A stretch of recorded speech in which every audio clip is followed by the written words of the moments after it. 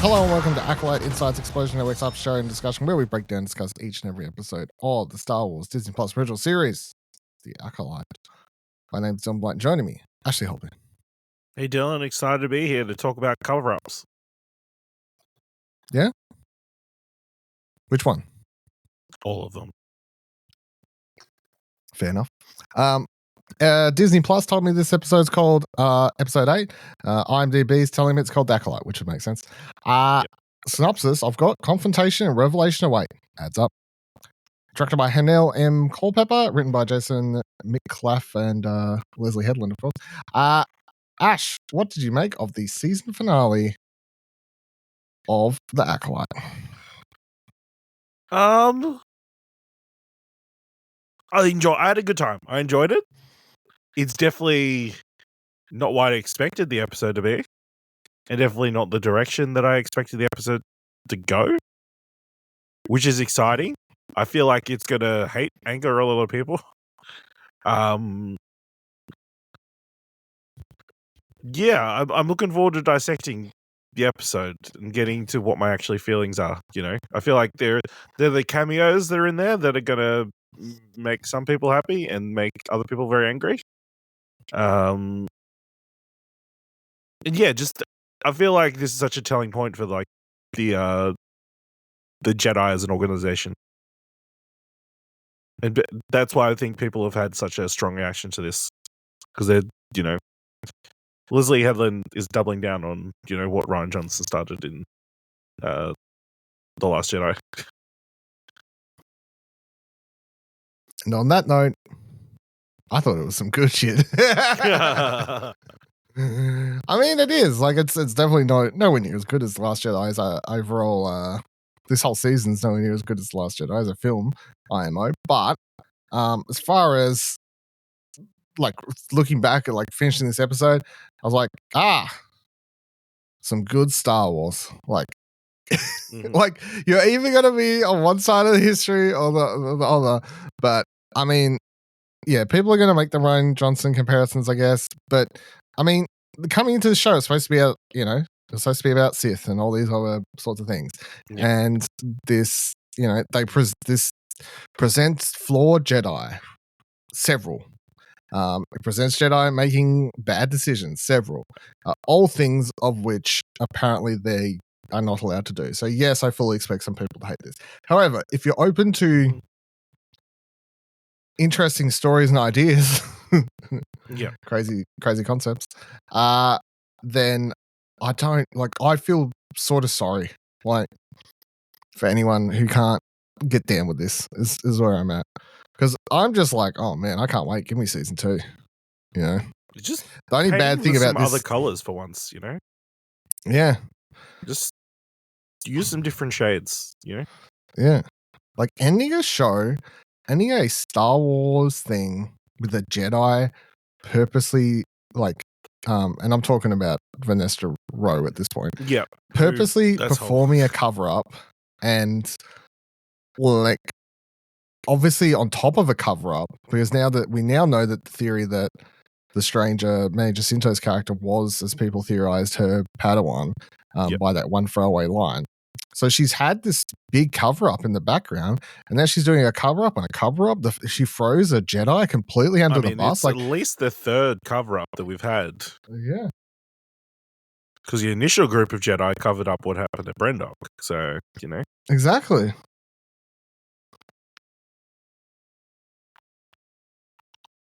So there's just lots of reasons for people to get mad, but, you know.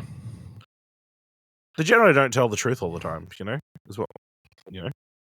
No, but they're not allowed to, you know, lie or anything like that. Aren't they? I mean, I don't know. Are they? They're just not allowed to have emotions. They're allowed to lie if it makes the most logical sense for whatever they need to do in the moment, right? Mm. What do you reckon? Yoda's in on it? Not to jump right to the end. Oh, yeah. Yoda is probably the puppeteer behind everything. That's what I want to believe. Yeah, I'm going to believe it until Series 2 proves me otherwise. And if we never get Series 2 because everyone hates this show, then Yoda's the bad guy. Full stop. Yoda's the bad guy behind everything. The next 100, 150 years, of problems.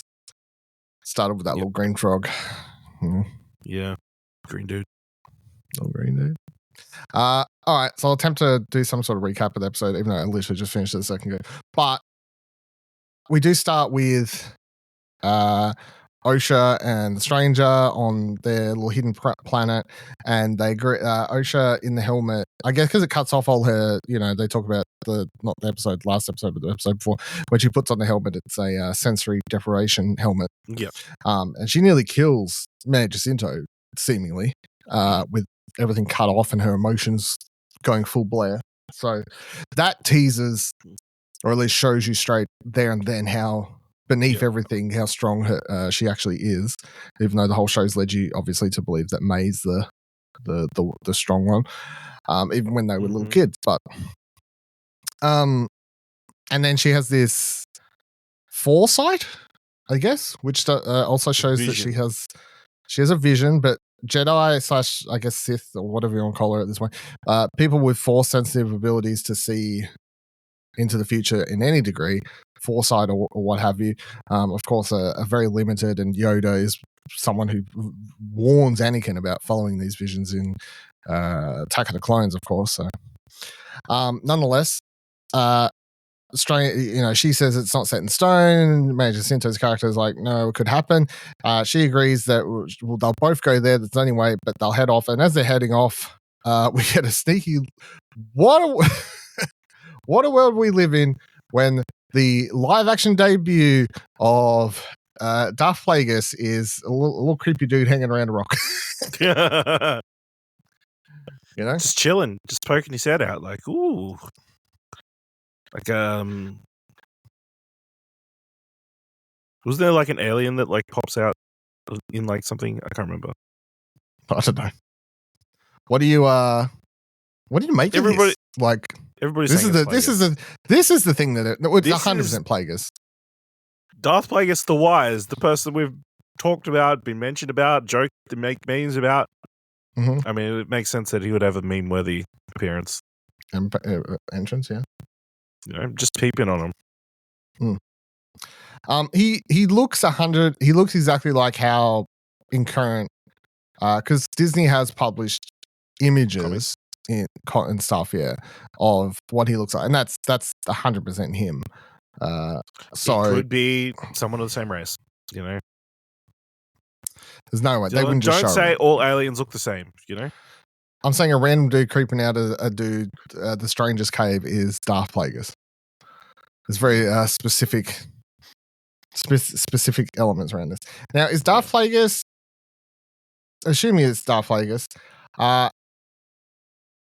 he. Do you reckon he's the master or the Padawan?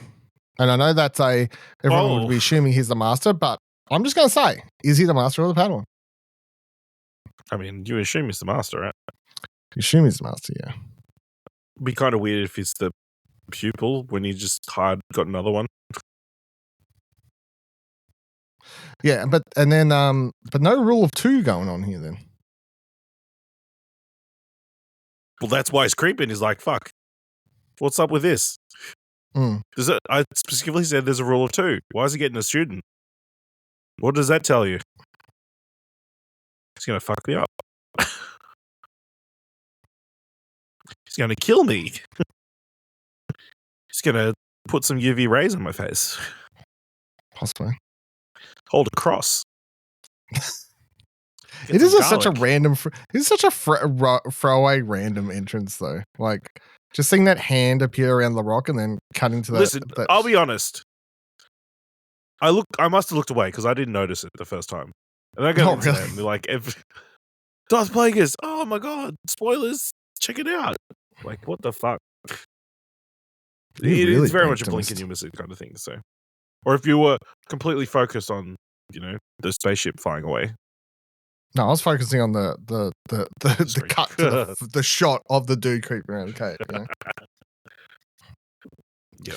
But yeah, I mean, people are going to be trying. This is the thing, but the thing is that people who hate this show and have devoted videos to it are still going to probably devote videos and time to trying to explain why and how he's there and all these sorts of things and whatever else. But I mean, timeline-wise, it's fine. It makes sense. Yeah. I mean, he's Palpatine's his Palpatine's his apprentice, not Padawan. So, is he? Yes, we know that. Or is he? Yeah, yes, that's a note. Palpatine learns how to. We're rebooting the timeline. Oh my god! Rewrite history. Palpatine learns how to cheat death from Plagueis. That's their attempted explanation for how the Rise of Skywalker happens is because he basically learns how to cheat death from Plagueis. The thing he tells Anakin in Revenge of the Sith.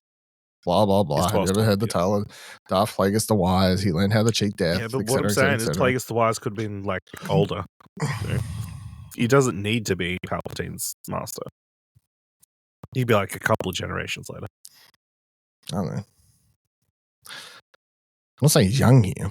He's obviously not young. He's got creepy old hands, but because I feel if you, I mean, that just rules out Manny Jacinto killing him and becoming. Manny Jacinto, 100% not killing him. We presume Palpatine kills him. Is the I don't know how they're going to roll with that in new canon, but how do you feel though about a whole season? And I really thought we might get there in the last episode, but you know, I'm still having to call him the Stranger. Well, yeah. I mean, it's not odd. We had to call Grogu names, the child for a season, but yeah, we didn't know Grogu's name for like forever, 2 seasons or whatever. But yeah. Do you think it's odd they're going to put out a black series of this dude and whatever else, and it's just going to be the Stranger? No, because then you can put out the exact same black series with the correct name. Yeah, double the money, half the work. Yep. Ben.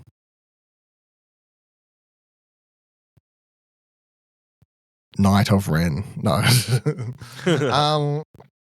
Yeah, so they head off, go to planet. We get a cool little scene where May breaks free of Master Soul's terrible handcuffs on the bed there.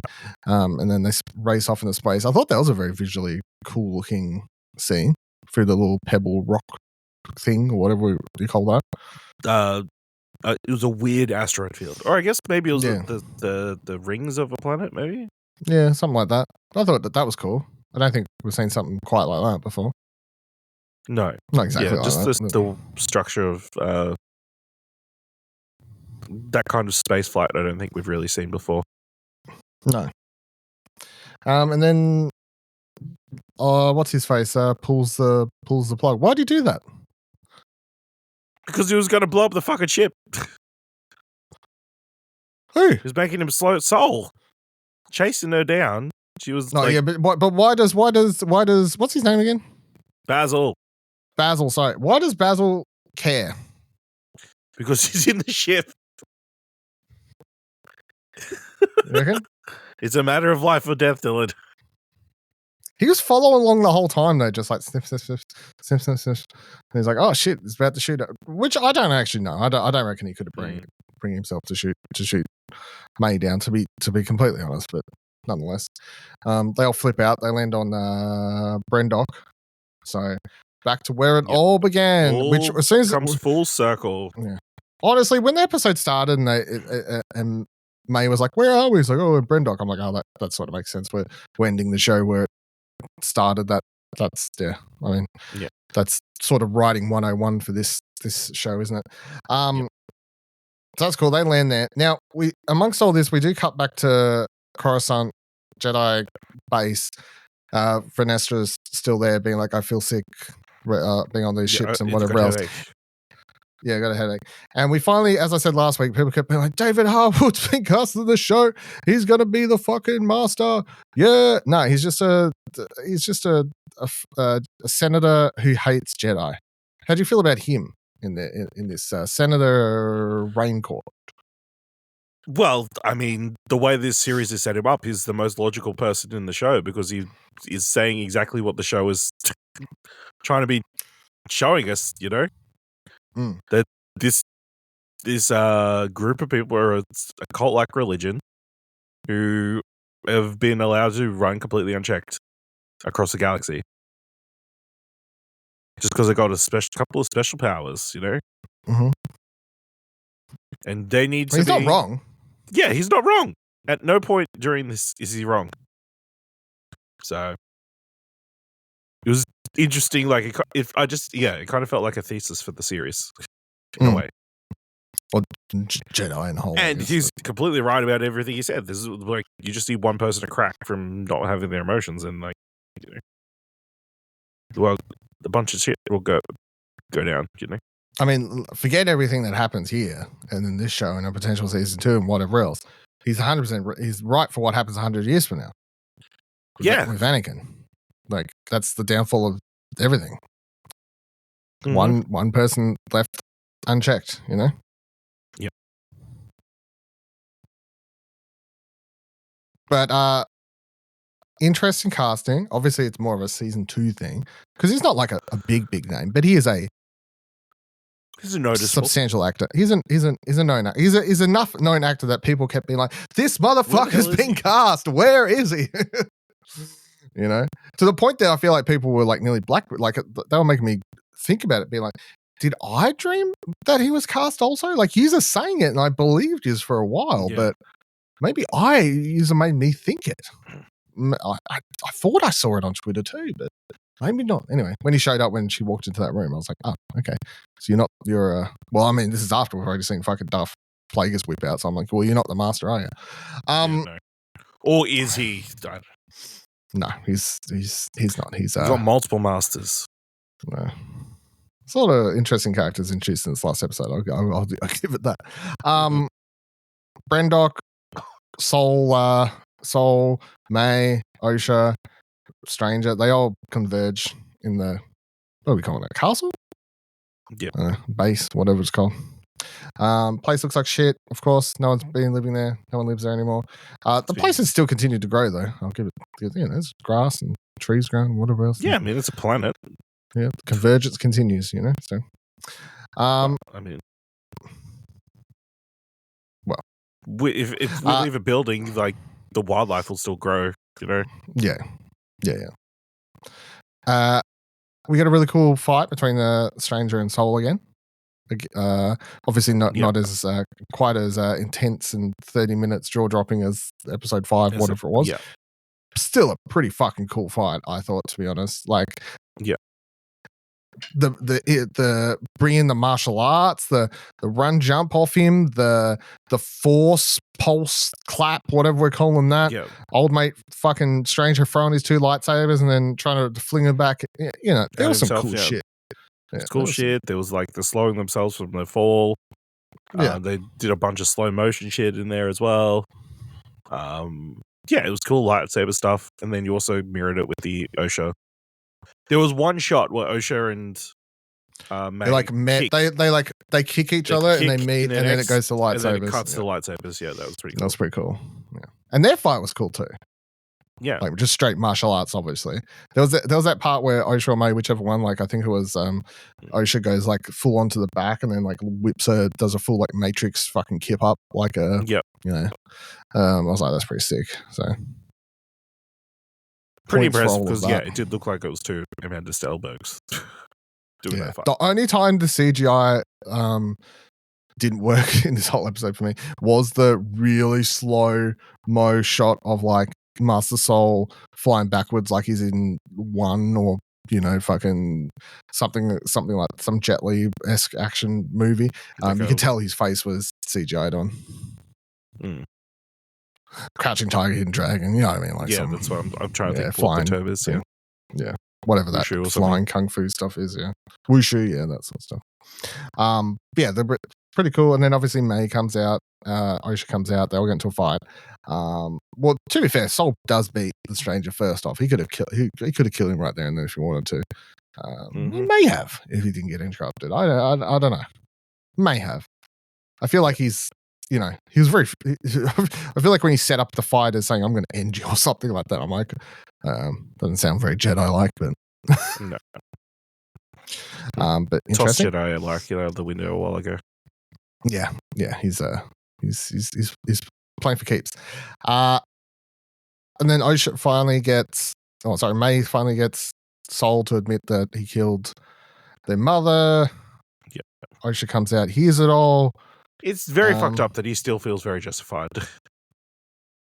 Yeah, but that's the thing. I think it's good that they don't have him actually accept that, because to be honest, it's more realistic that someone like him, who's so Fanatical. deep in his own, like to an element that I don't think it would have made sense for his character to ever turn around, apologize, and say he did wrong. It makes way more sense for him, because I think in his mind, everything he says makes perfect sense. And that's what people are who are, fanatically left, right, whatever you want to call it, in any sort of, thing in life. Like, you get fanatical about anything, you can't see the light for the tunnel. So I think that made sense. And then Osha does a full-on force choke. Chokes the living fuck out of him. Yep. And kills him. Kills him. Dead. His lightsaber crystal bleeds, which I thought was pretty fucking cool. I'm not gonna lie. The part where the stranger comes over and she whips it out and it's like bleeding from blue to red. Pretty cool.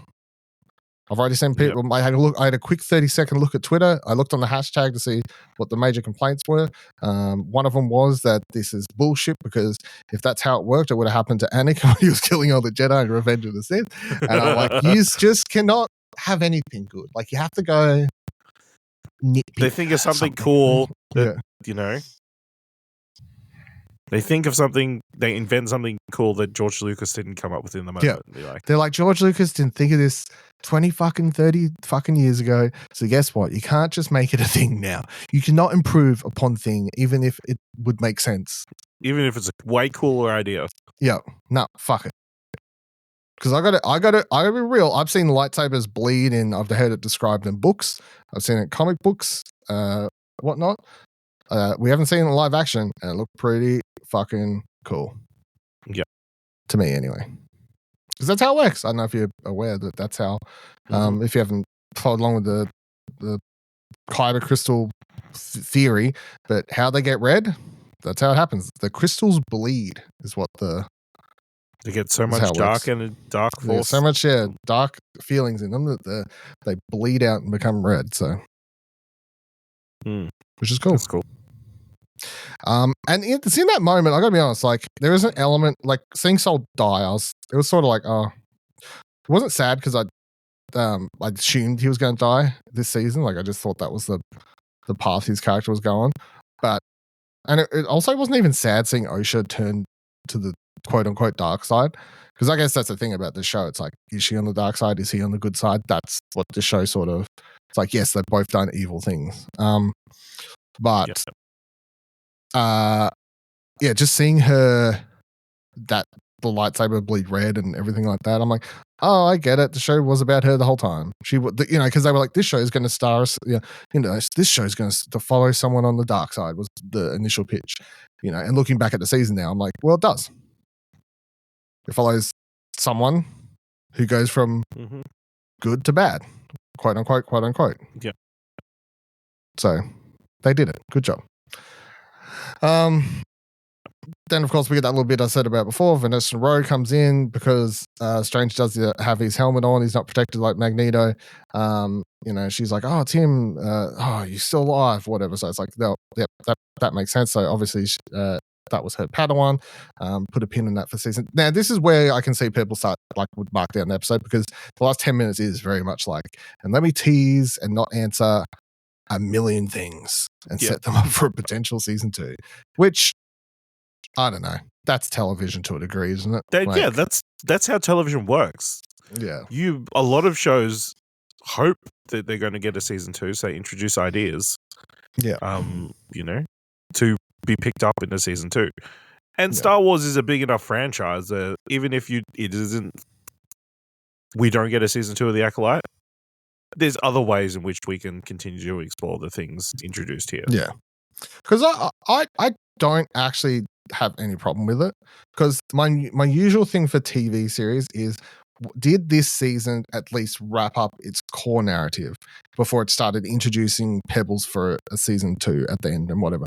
And to that, I say yes, it did. The main thing about this show was just the triangle, the quad, the square. I don't know, the relationship between Osha, May, Stranger, Soul, like Soul's secret, what actually happened on Brendock.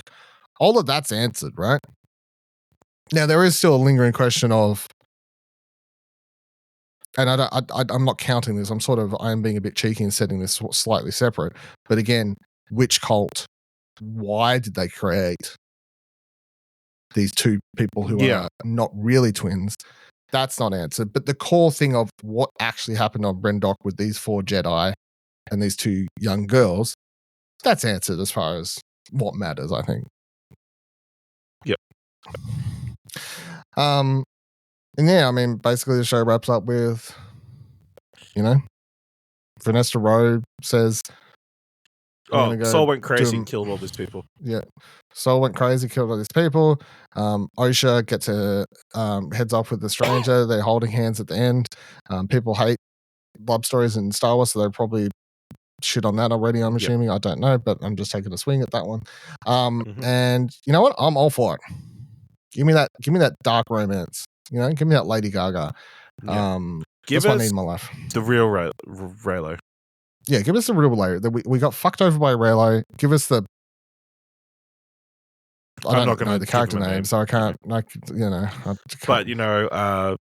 pupil and student, there's a power imbalance, and it's inappropriate, really, when you think about it. Yeah, but the dark side there, it's meant to be inappropriate.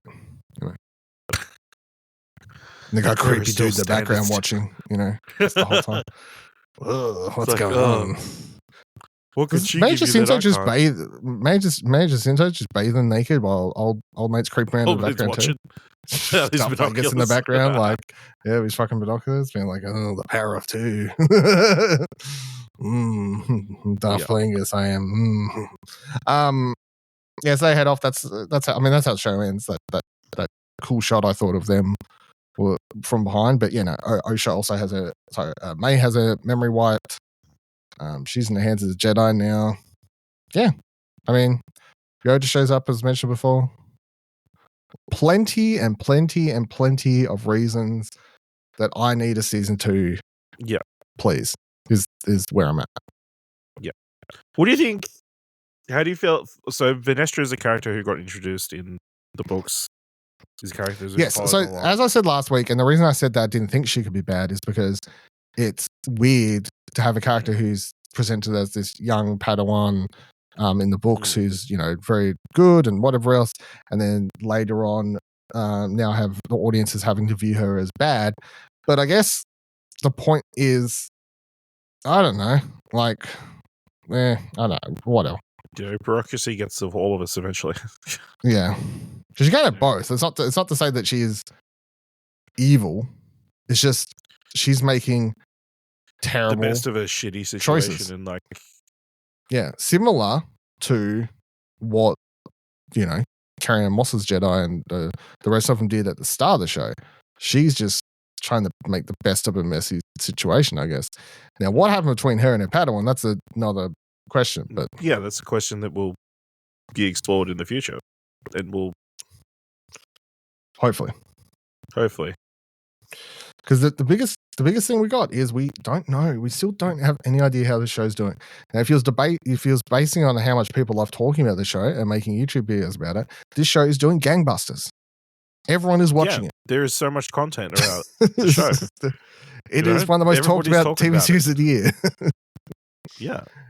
So hopefully that does translate well, because if Disney's greenlighting second seasons of shows based on their user review scores on Rotten Tomatoes, I highly doubt it at this point. But yes, I would like a season 2. There's still other things like the other witch person who flew off. Where'd she go? Does she come back? Lots of questions. Who? The other mother. Oh yeah, not their mother, but the other mother. Yeah. She smoked off. That's true. Yeeked, you know. Smoked off into distance. Who knows where she went? Disappeared. But yes, you know? lots to devour, I'm sure, in the coming Also, why weeks, didn't they days, question months. Pip? Yeah, well, they probably did. They put him under a flashlight and said, "You motherfucker, you two-sided piece of shit. I thought you were with the good guys." Yeah, I don't know. Yeah. Huh. But I mean, I don't know. Just Star Wars Celebration is on next year. Yeah. Japan. You know, Japan, if they want to announce it there, be a good place. You know, be fitting. All the Asian stars. Yeah, would be fitting actually. So, just saying, make it happen. But I mean, looking at how do you feel about the season as a whole? Yeah, I mean, it's obviously had its ups and downs. It's been, it's been a fun ride. But yeah, there are more questions that I would have liked answered.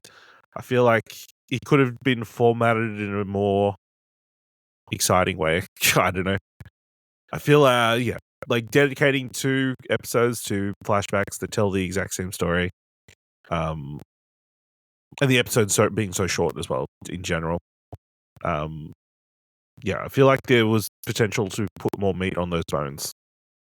But yeah, I mean, if your major complaint is, oh, I wish there was more, that's not a terrible, thing to say about a season of television. Yeah, I'm going to stand by I think it's a little bit messy at times. Mm-hmm. As a whole, a bit messy at times. And I would agree that second flashback episode just didn't feel like it was entirely necessary. Like, I feel like we needed a flashback for another time, but not for an entire episode, possibly.